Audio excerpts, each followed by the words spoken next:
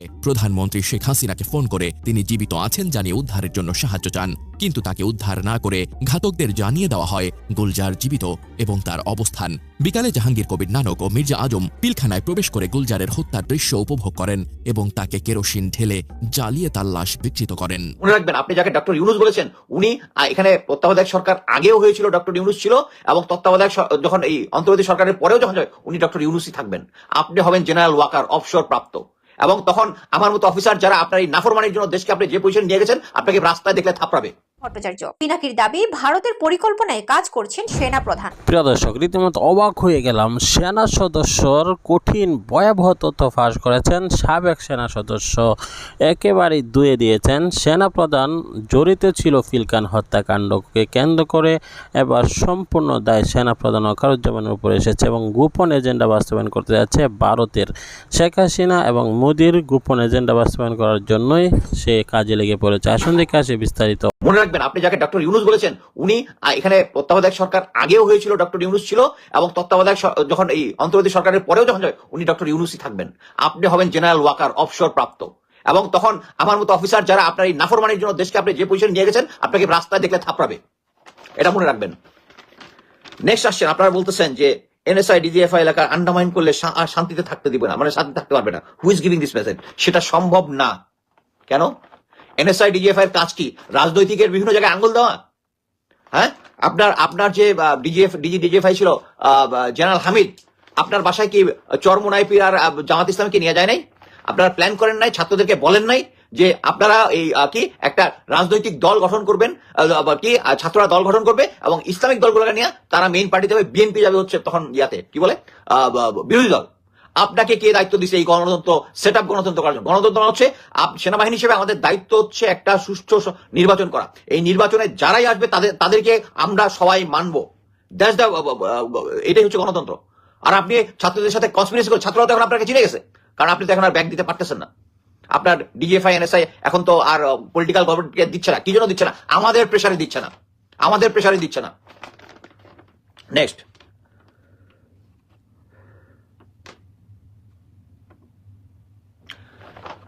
যেটা বলতে চাচ্ছি, নেক্সট একটু বললেন যে সমস্ত অফিসাররা এই গত 16 বছরে ডিপ্রাইভড হয়েছে তাদের জন্য আপনি সবকিছু দিয়ে দিচ্ছেন, আবার এটাও বলতেছেন কোনো অপরাধীকে ক্ষমা করবেন না। আপনি কি জানেন না যে এই সময়কার মধ্যে কারা কারা, এই সময়কার মধ্যে অনেক অফিসার আছে যাদেরকে অন্যায়ভাবে অন্যায় কিছু চার্জশিট বানায় তাদেরকে আউট করা হয়েছে। হ্যাঁ, তাদেরকে নিয়ে আপনাদেরকে কি করতে হবে? একটা বোর্ড গঠন করতে। আপনি বোর্ড করে কাকে বানিয়েছেন? Lieutenant general Shaheen. উনি আওয়ামী জেনারেল। আমি অন্যান্য হর্সেস মাউথ থেকে শোনা, আপনার সাথে যখন অন্যান্য জেনারেলরা কথা বলে এই ভিকটিম অফিসারদেরকে নিয়ে, আপনি নিজেই কনভিন্স না যে তারা ভিকটিম। আপনি মনে করেন এরা সবাই হচ্ছে মানে কি অসৎ উপায় এবং খারাপ কাজ করে সেনাবাহিনী থেকে আউট হয়েছে। সবাই তাই হয়নি। আপনি তখন এরা যখন যায়, আপনি তখন এমএস ব্রাঞ্চে ছিলেন, এবং আপনি এটার সাথে জড়িত। এই জন্যই আপনি প্রতিটা জায়গায় যে সমস্ত জায়গায় জড়িত ওই সমস্ত ব্যাপার নিয়ে তো আপনি কথা বলেন না। আপনি বিডিআর পিলখানা নিয়ে আপনাকে দুঃখ প্রকাশটাও আমার কাছে রাইটলি দুঃখ প্রকাশ মনে হয় নাই। আপনি কি করেছেন? আপনি ওই জায়গায় হাজির ছিলেন 10:30টার মধ্যে, আপনি কোথায় হাজির ছিলেন? আমার তো মনে হয় আপনার রাতে ঘুম হওয়ার কথা না। আমাদের যেরকম যারা অফিসার আছে, আমরা একজনের সাথে দেখা হলে একজনের ধিক্কার দিয়ে আমরা সেনাবাহিনীতে আর্মস একটা সংগঠন হয়ে আমরা আমাদের ফেলো অফিসারদেরকে বাঁচাইতে পারিনি। আর আপনি পাশে ছিলেন অস্ত্রসহ। আর আপনি জেনারেল হাকিমকে বলেছেন যে আপা না করেছে। সাক্ষী আছে, মেজর মুনির এখন বাংলাদেশে আছে ডিজিএফআই তে। মুনির ওখানে দেখছে যে আপনি বলছেন আপা না করছে ওখানে অ্যাটাক করতে, ভিতরে না যাইতে। তারেক সিদ্দিক আপনার সাথে কথা বলছে ওখানে, আর আপনি এখানে তাদের সিম্পেথি দেখাচ্ছেন ওই ভিকটিম অফিসারদের। নেক্সট, আপনি যা সেটা জিনিস খেয়াল করে দেখেন।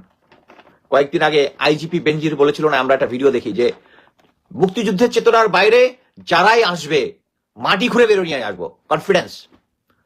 তারপরে দেখলেন যে তারা দেখাচ্ছে যে কবে নির্বাচন হবে, কয়েকদিন আগে যে 90% উপরে। এই যে ভিডিওটা আপনি যে অডিওটা দেখেছেন, আপনি এখন মনে করেন ইন্ডিয়ান সেনা প্রধানের বক্তব্যটা দেখেন।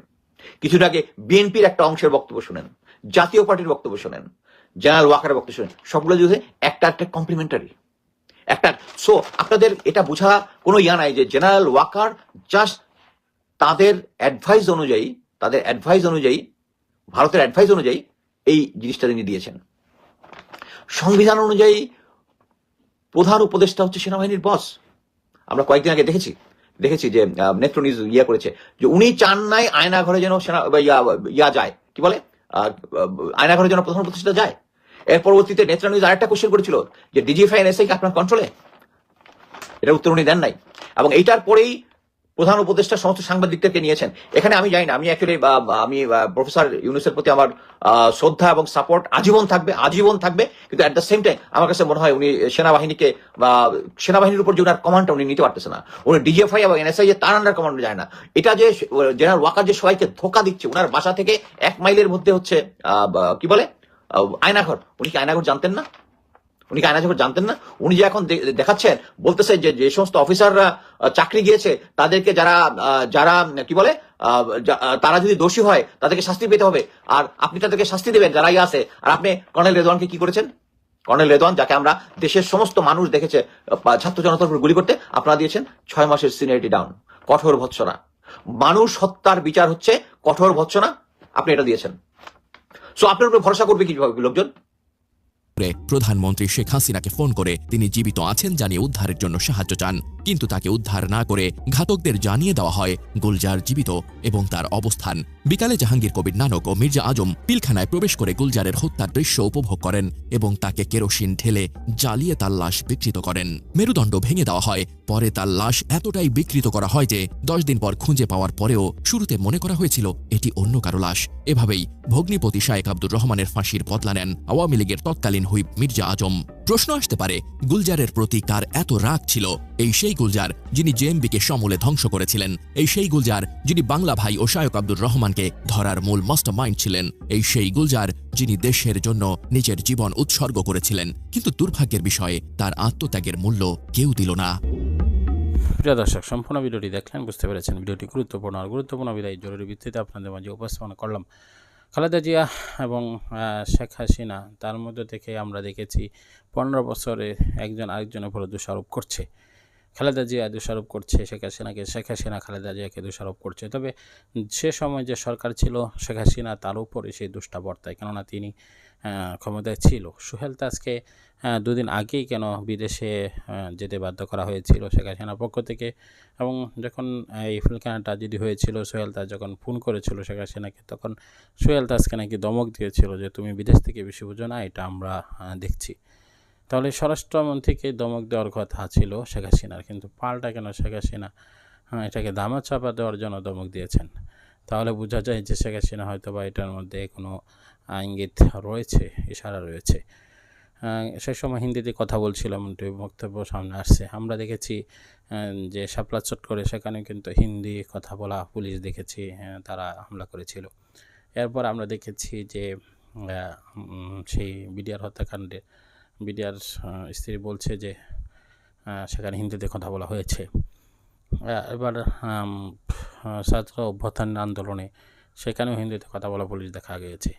এবং বাংলাদেশ থেকে যে ইন্ডিয়ার পুলিশগুলো ররা বের হয়ে গিয়েছে অস্ত্র রেখে, সেটাও কিন্তু আমরা সামাজিক যোগাযোগ মাধ্যমে ভাইরাল হয়েছে দেখেছি।